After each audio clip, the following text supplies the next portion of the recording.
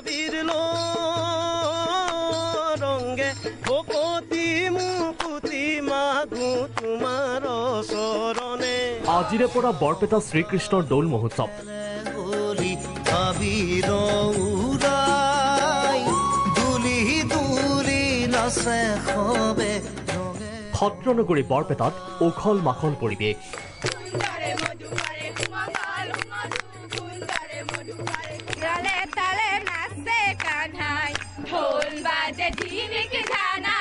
ৰঙে ভকতি মুকুতি মাগো তোমাৰ চৰণে আবিৰ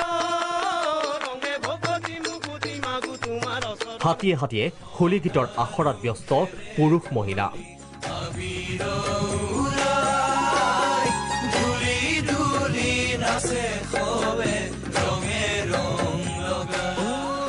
আবিৰৰ ৰং আৰু হোলী গীতেৰে মুখৰ হৈ আছে ঐতিহাসিক বৰপেটা সত্ৰ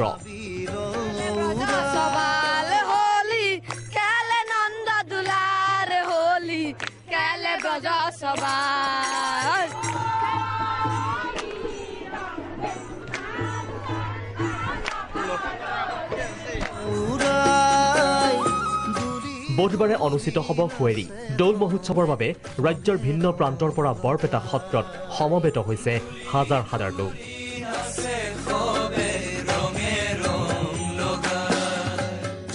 বটদ্ৰৱা দৌলগোবিন্দ মন্দিৰতো আয়োজন চলিছে হোলীৰ এনে উৎসাহৰ মাজতে আতংক অব্যাহত আছে কৰোনাক লৈ কিছু ম্লান পৰিছে হোলীৰ উৎসাহ কৰোনাৰ আতংকত ঢকুৱাখানা প্ৰশাসন বাসুদেৱ থানত দৌল উৎসৱৰ আনন্দত চেঁচা পানী নিষিদ্ধ বাণিজ্য মেলা নিশাৰ সাংস্কৃতিক সমাৱেশ ফাকু খেলৰ কাৰ্যসূচী ৰাজ্যজুৰি কৰোনা ভাইৰাছক লৈ চলি থকা সতৰ্কতাৰ বাবে আতংকিত হৈ পৰা ঢকুৱাখানা প্ৰশাসনে উত্তৰ ভাৰতৰ বিখ্যাত বৈষ্ণৱপীঠ শ্ৰী শ্ৰী বাসুদেৱ থান নৰুৱা সত্ৰৰ ঐতিহাসিক দৌল উৎসৱৰ কাৰ্যসূচী স্বাভাৱিকভাৱে পালনত হঠাৎ নিষেধাজ্ঞা জাৰি কৰাত সত্ৰৰ সত্ৰীয়াসকলৰ লগতে ভক্ত ৰাইজৰ মাজত ব্যাপক প্ৰতিক্ৰিয়াৰ সৃষ্টি হৈছে নৰুৱা সত্ৰ উন্নয়ন সমিতিৰ সাংস্কৃতিক উপ সমিতিয়ে যিখিনি ব্যৱস্থাপনা যাৱতীয় কাৰ্য ব্যৱস্থা সকলোখিনি সুন্দৰভাৱে গঢ়ি তুলিছিল কিন্তু আটাইতকৈ দুৰ্ভাগ্যজনক কথাটো হ'ল যে যোৱাকালি আমাৰ ঢকুৱাখানা মহকুমা প্ৰশাসনে আহি অকস্মাতে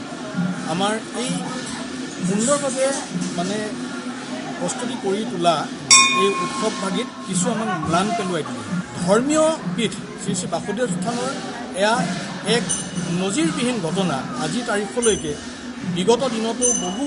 উপচক্ৰ গৈছিলে সেই সময়তো এনেকুৱা ধৰণৰ মানে ব্যৱস্থা লোৱা নাছিলে যিটো ব্যৱস্থাই আমাৰ এই উৎসৱভাগি যিটো আনন্দময় যিটো পৰিৱেশ হ'ব লাগে সেই পৰিৱেশত ম্লান পেলাই দিলে আজিৰে পৰা তিনিদিনীয়াকৈ আৰম্ভ হৈছে বাসুদেৱ থানৰ দৌল উৎসৱ